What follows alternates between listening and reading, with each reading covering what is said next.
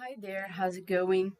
Antes de começar a nossa aula, eu quero que vocês imaginem e respondam aí para vocês essas perguntas. O que você faria se ganhasse 10 mil reais? O que acontece se você ficar 24 horas sem beber água? O que acontece se aquece a água a 200 graus? O que você faria se fosse atacado por um urso? Se você pudesse ter um superpoder, qual você escolheria? O que acontecerá com os alunos que não fazem as atividades remotas? Essa pergunta é boa. O que você faria se fosse um menino ou uma menina? Se você pudesse trocar de corpo por um dia? O que você faria se você fosse menino ou uma menina? O que aconteceria se todos tivessem ficado em casa na quarentena até agora? Interessante todas essas perguntas, não é? Observaram que em todas elas tem um se, sempre há um se nessas perguntas. Por quê? Porque eu estou supondo algumas coisas para vocês, coisas que são absurdas, coisas que são reais, verdadeiras, são suposições. E creio que quando você respondeu, você também colocou esse se. Você deve ter pensado, se eu ganhasse 10 mil reais, eu viajaria pelo Brasil todo. Se eu aqueço a água a 200 graus Celsius, ela ferve. Você deve ter imaginado tudo isso. Se todos tivessem ficado em casa na quarentena até agora, nossas aulas presenciais já teriam voltado também. Quem sabe? São suposições. Agora a pergunta é, como você falaria, como você responderia todas essas perguntas em inglês? Que estrutura você usaria? Então, é isso que nós vamos estudar. Nós usaríamos as conditional sentences, que são as orações condicionais. Vocês observaram as condições. Se você ganhar, se você aquecer a água, sempre havia uma condição. Então, nós vamos ver agora essas condicionais. Elas são 3, vejam só. Essas orações condicionais, ou as conditional sentences, são frases que expressam a ideia de que algo só aconteceu, acontece ou acontecerá sob uma determinada condição. Em inglês, na maioria das frases que nós usamos, as condicionais, elas são construídas com o uso do if. A maioria das frases que são condicionais em inglês, elas aparecem com o if, que é o se. Esse if significa o se. Mas não quer dizer que só vai aparecer o if. Isso veremos adiante. Essas frases que vêm com if, elas são chamadas de if clauses, que são orações com if, certo? Então, nós vamos ter uma oração, uma frase, e aí vamos rever rapidinho. O que é oração? É a parte da frase que gira em torno de um verbo. É isso mesmo. Então, vejamos. A primeira condicional que nós vamos ver é a zero condition, que é a condicional zero. Ela é o quê? Ela vai expressar situações que frequentemente são consideradas verdadeiras. Eu vou expor uma situação, uma condição que é verdadeira, cujas consequências são reais. Então, tratam-se de fatos, tratam-se de verdades universais, coisas que nós não podemos mudar. A estrutura da frase, isso é muito importante. Veja a estrutura de uma oração cuja condicional é zero. Você vai ter a oração com if no presente simples. Quer dizer que daqui, nessa parte da oração que vem o if, o verbo principal, ele tem que estar no presente simples. Significa que você tem que rever o presente simples. Rapidinho para vocês. Presente simples é aquele quando você conjuga os verbos com as terceiras pessoas do singular, eles recebem S, ES ou IES. Quando você conjuga com as demais pessoas, o verbo apenas fica no infinitivo. Na forma negativa e na interrogativa, nós usamos os auxiliares do e does. Na negativa, é claro, ele vem acrescentado do not. Esse é o presente simples, ele é usado justamente para falar sobre verdades universais. Então, a primeira oração, ela virá com if, o verbo deve estar no presente simples, vai vir uma vírgula para separar essa condição né? Vamos separar essa condição da oração principal, que será a consequência. E essa oração principal, ela também tem que estar no presente simples. Oração com if no presente simples e oração principal também no presente simples. Veja os exemplos. If I get up late, I miss the school bus. If I get up late, I miss the school bus. Se eu me levanto tarde, eu perco o ônibus escolar. Vejam que a primeira oração com if veio separada da segunda oração pela vírgula. Quando você começa a frase com a condição, tem que ter uma vírgula separando condição da consequência. Tá aqui, ó. If, sujeito, verbo no presente simples, get up, o verbo levantar. Ele não recebeu nada porque é a primeira pessoa. Segunda oração, que é a consequência. I miss the bus school. The school bus, perdão. Eu perco o ônibus escolar. Tá ali o sujeito, o miss no presente simples, que é o verbo principal. 2. If the water reaches 100 degrees Celsius, it boils. Se a água alcançar 100 graus Celsius, ela ferve. Não é verdade isso? Vejam que são condições reais, possíveis de acontecer. Se você levantar tarde, você perde o ônibus da escola. Isso é verdade. Se você aquece a água a uma determinada temperatura, ela ferve. Então, essa condicional é usada para falar sobre essas verdades. Veja, a oração com if veio primeiro. Se o if veio primeiro, quer dizer que vai ter uma vírgula separando ele da segunda oração. If, sujeito, the water, verbo no presente simples, reaches, o complemento. E a segunda oração eu tenho o sujeito, it, e o verbo também no presente simples. Observem que os dois verbos receberam, o reach recebeu ES, porque eu estou falando do sujeito the water, que é uma terceira pessoa do singular. E o it, o verbo conjugado com it, também recebeu S, porque o it é uma terceira pessoa do singular. Esse é o presente simples. Se você inverter as orações, colocar primeiro a consequência para depois colocar a oração com o if, não tem vírgula. Fica uma frase completa, mas sem vírgula. Veja, I don't sleep if I drink coffee after 5 p.m. Eu não durmo se eu bebo café, se eu tomo café depois das 5 da tarde. Veja, I don't sleep já é a consequência. Verbo no presente simples. Don't, negativa. Esse don't está sendo usado porque o sujeito é o I. I don't sleep. Condição, vem agora, if, e veja que não tem vírgula. I don't sleep if, se, sujeito, I, e o verbo drink também no presente simples. Não tem S porque é primeira pessoa. Então, I don't sleep if I drink coffee after 5 p.m. Nessa quarta, temos aqui, ó. If I drink coffee after 5 p.m., I don't sleep. Veja, é a mesma frase, só que eu inverti. Eu coloquei agora primeiro a condição e depois coloquei a consequência. Nesse caso, houve uma vírgula para separar as duas orações. Mas se você colocar primeiro a consequência e depois a condição, não tem vírgula. Tá dando para entender, gente? Vejam, essa zero condition, ela também pode ser usada como imperative. O que é o imperative? É o modo imperativo, aquele que você usa para expressar uma ordem. Só que nesses casos aqui, quando você expressar uma ordem usando ele na conditional, na zero conditional, você não vai ter sujeito, do mesmo modo como você usa o imperativo. Se você usar o imperativo e disser get up, stand up, você não tem sujeito. Pelo menos não sujeito na frase. O sujeito fica oculto.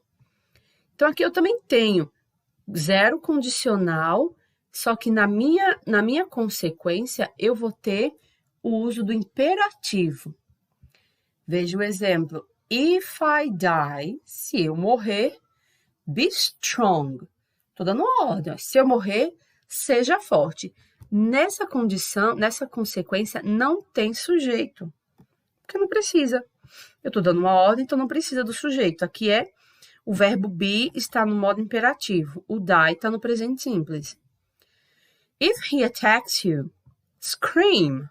Tá vendo? Mais uma ordem. Se ele te atacar, grite. Então, verbo aqui na condição, ó, if, sujeito, verbo no presente simples, recebeu S porque o sujeito é he. E na minha consequência, eu tenho o modo imperativo. O modo imperativo é quando você não tem o uso do to.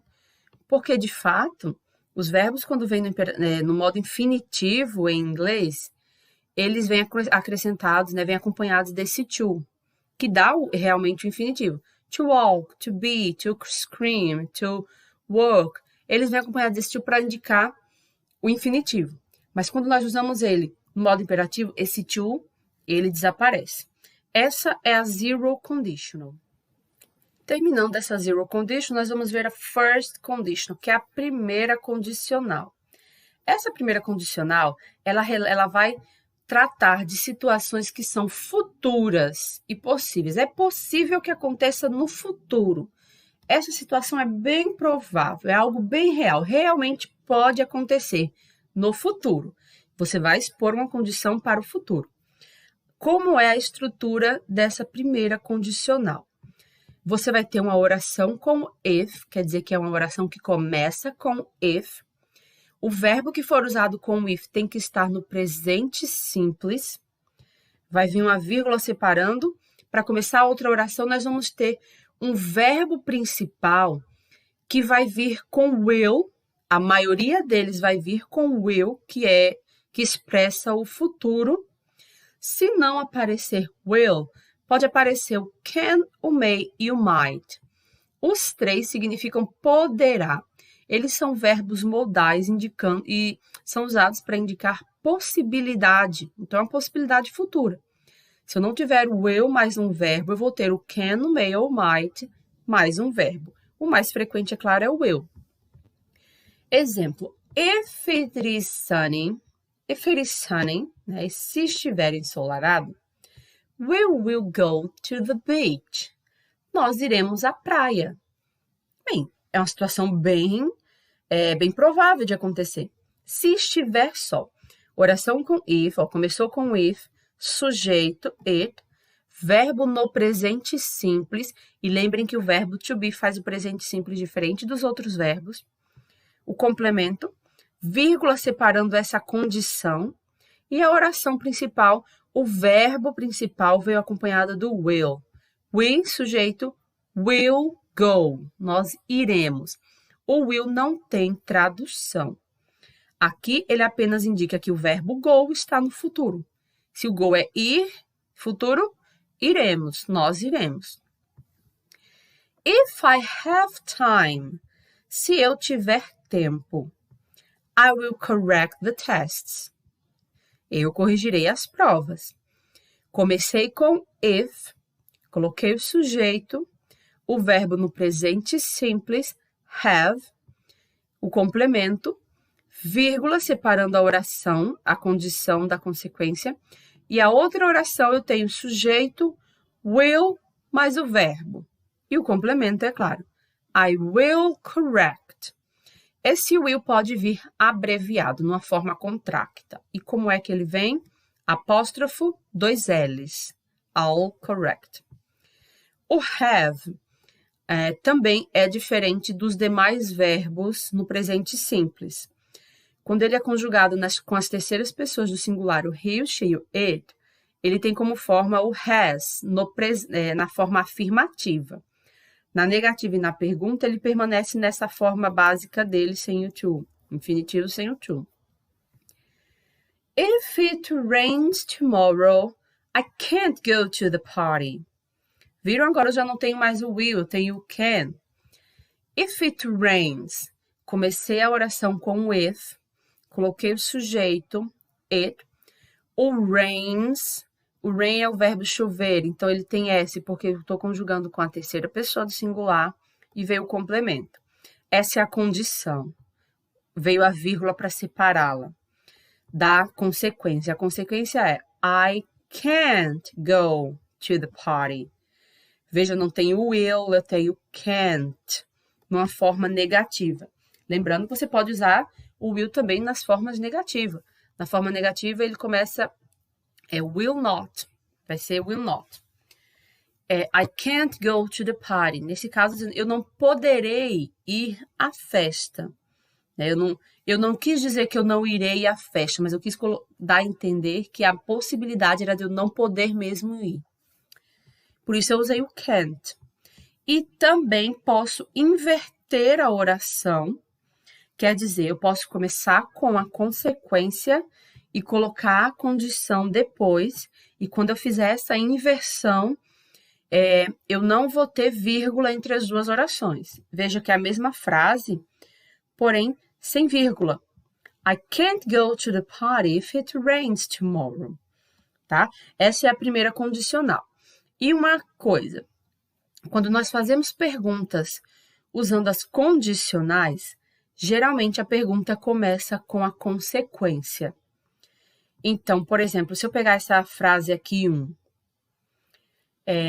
Will you go to the beach if it is sunny? Então, eu começo a pergunta com a consequência e depois é que eu coloco a condição, quando eu faço a pergunta usando qualquer condicional.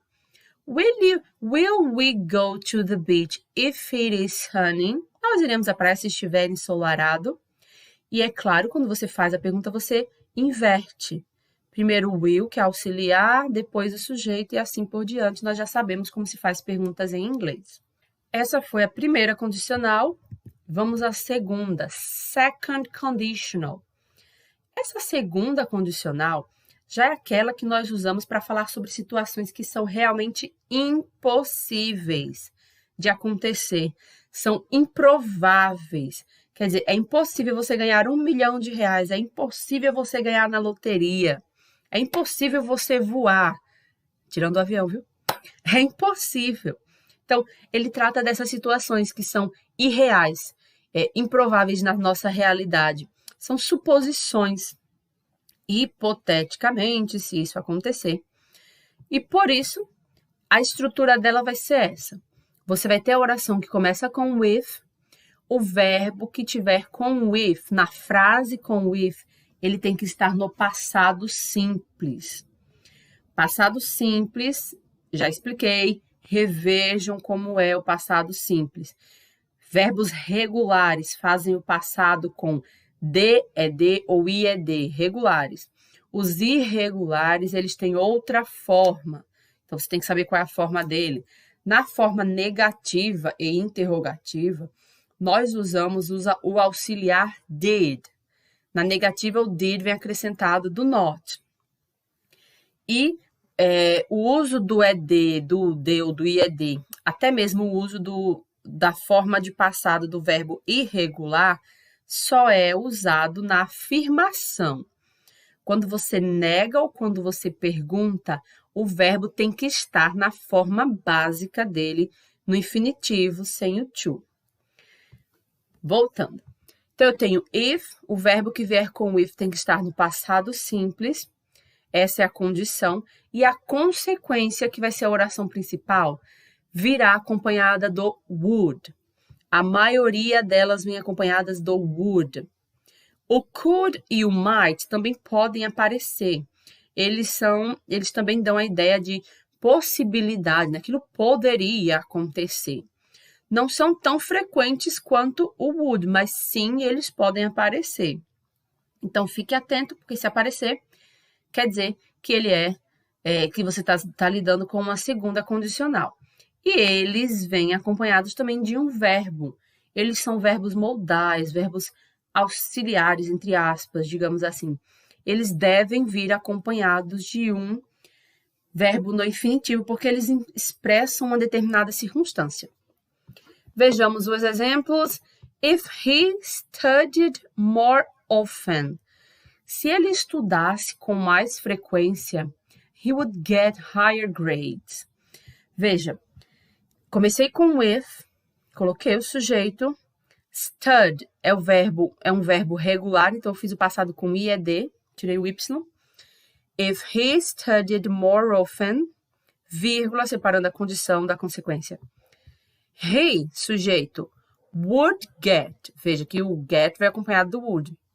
Ele teria notas mais altas. Would não tem tradução, tá? Ele não vai ter tradução. Ele simplesmente acrescenta a esse get, se não me engano, é o pretérito imperfeito. Então, ele diz, o get é o ter, então seria teria. Se fosse o be, seria. Se fosse o ir, iria. Ele dá essa ideia ao verbo, portanto, ele não tem tradução. Ele pode vir abreviado, esse would, vem bastante. E quando ele vier abreviado, vai ser como? Um apóstrofo e o D. Vai ser retirado dele todas essas letrinhas, o W, O, U, U, L. Vai ficar apenas o D. If I were you, I would travel more. Se eu fosse você, eu viajaria mais. Uma coisa importante a respeito do verbo to be quando ele é usado na segunda condicional. Se você vai usar ele no passado simples, na segunda condicional, ele não vai ter o mesmo uso que no passado simples normal, sem if. Como assim?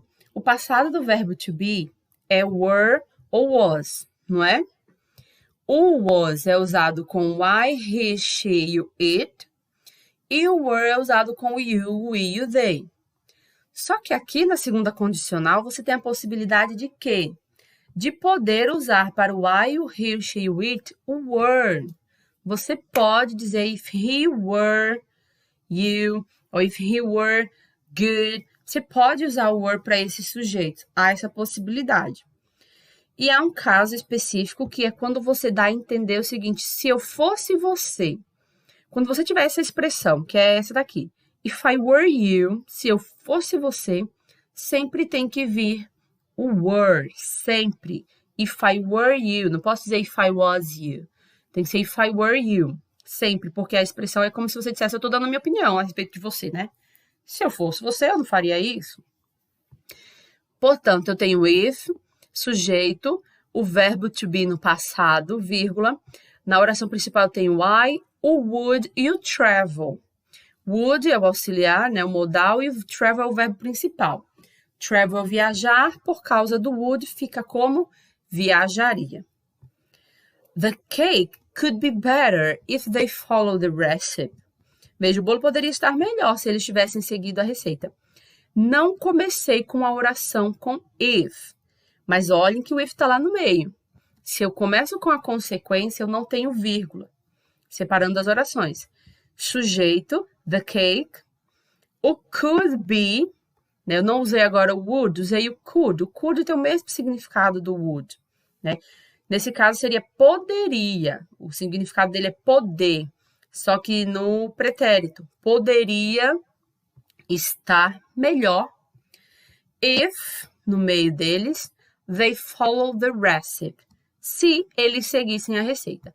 Sujeito, they, e o verbo follow no passado simples. Essa é a segunda condicional. Podemos, então, ir para a terceira condicional, terceira e última condicional. Essa terceira é um pouquinho mais complicada, mas vamos lá, né? Situações hipotéticas passadas. Você vai supor uma situação hipotética que poderia ter acontecido lá no passado. Meio complicado, né? Mas vocês vão entender pelo exemplo. A estrutura dela. Como é a estrutura dessa terceira condicional? Você vai ter, claro, o if, sempre vai aparecer o if. Ele é o mais usado quando se trata de condicionais. Você vai ter o passado perfeito. If e um verbo no passado perfeito. Nós também já estudamos o passado perfeito. No passado perfeito, ele é meio que simples, né, de usar. Você coloca o had, que é o passado do have, had, e um verbo principal no passado particípio. E esse verbo no passado particípio, ele não sai do passado particípio. Tem que ficar, mesmo que eu coloque na negativa ou mesmo que eu transforme a frase em pergunta. Tem que ficar no passado particípio. Portanto, você terá o if, você terá o passado perfeito e a sua consequência, o outro verbo, a outra oração virá com would, faltou um L aqui, vou colocar. Faltou um would, vai ter o would, o might, o could, um dos três, eles têm o mesmo significado. E você também vai ter o have mais o passado particípio de novo. É uma estrutura um pouco grande, é sim. É muita coisa para você lembrar. Na oração da condição, você tem o if mais o passado perfeito, que é o had mais o particípio. E na outra oração, você vai ter would, might ou could, um dos três, com o have e o particípio do verbo também. If I had arrived 5 minutes earlier, I wouldn't have missed the meeting. Veja, se eu tivesse chegado 5 minutos mais cedo, eu não teria perdido a reunião. Quer dizer, a pessoa está supondo uma situação que poderia ter acontecido no passado. Se, if, sujeito I, passado perfeito, had arrived. Tá aqui o had e o particípio do verbo. Verbos regulares fazem o particípio do mesmo modo que o passado simples. Complemento do verbo, vírgula separando a condição e a consequência. Veja como a consequência veio. Sujeito, wouldn't, na forma negativa, né? Would not, você junta e fica wouldn't. O have mais o passado particípio. Então, eu não, esse would mais o have, não teria perdido, que é o missed. The meeting. I wouldn't have missed. Sempre tem que ter, sempre terá o have mais um verbo no particípio na terceira condicional. O would, é claro, pode vir o could no lugar dele, ou might. Segundo exemplo, if the teacher hadn't given the answers, I could have finished my late homework. Se o professor não tivesse dado as respostas, eu poderia ter terminado a minha tarefa atrasada. Comecei a frase com if, sujeito, the teacher, hadn't, é a junção do had mais o not, é passado perfeito. Given é o particípio do verbo give. If the teacher hadn't given the answers, olha aí, sujeito, e eu tenho o could, o have e o particípio do verbo finish.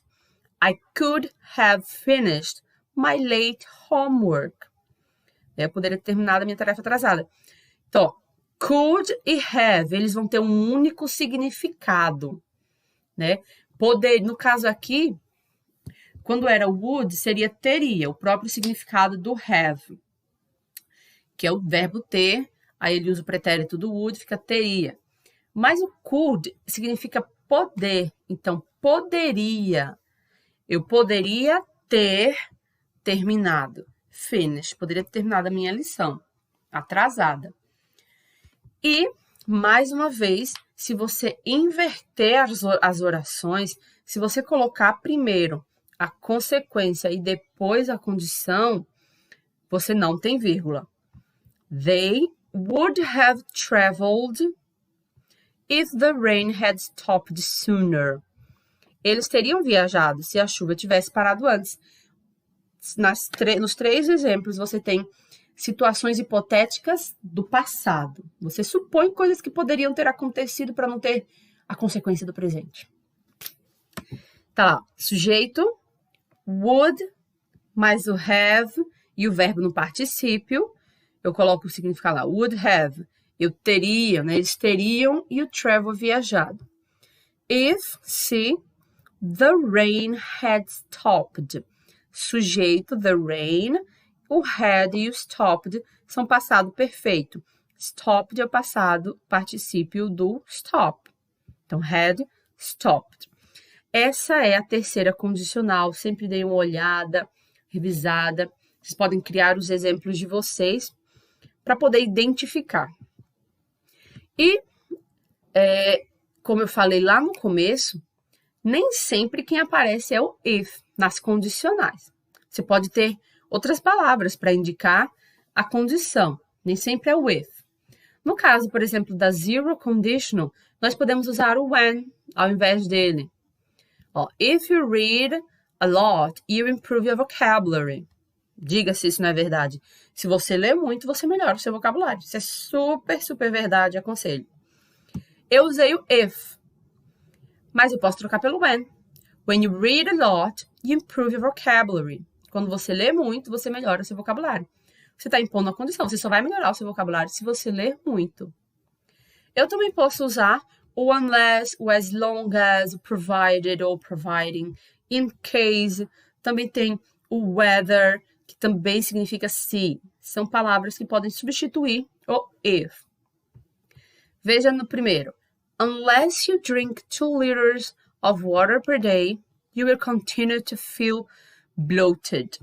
A menos que você beba 2 litros de água por dia, você continuará a sentir-se inchado. Unless you drink 2 liters of water per day.